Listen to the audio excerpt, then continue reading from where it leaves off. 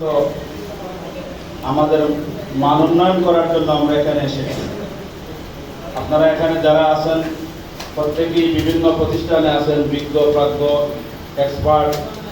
আপনারা দিনের কথা মানুষদেরকে বুঝাইতেছেন।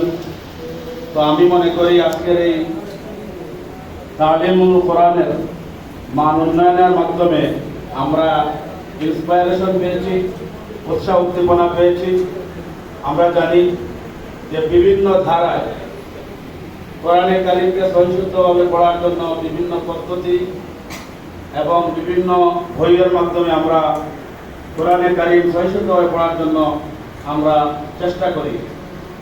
বিশেষ করে ইত্তেহাদুল কোরআন এবং তালিমুল কোরআন, আমরা এই করোনা যারা আছি এই দুইটাকে ধারণ করি।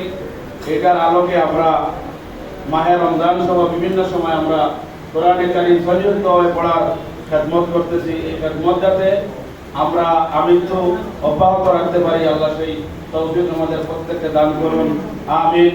ওয়া আখিরু দাওয়ানা আলহামদুলিল্লাহি রাব্বিল আলামিন। আসসালামু আলাইকুম ওয়া রাহমাতুল্লাহি ওয়া বারাকাতুহু। সম্মানিত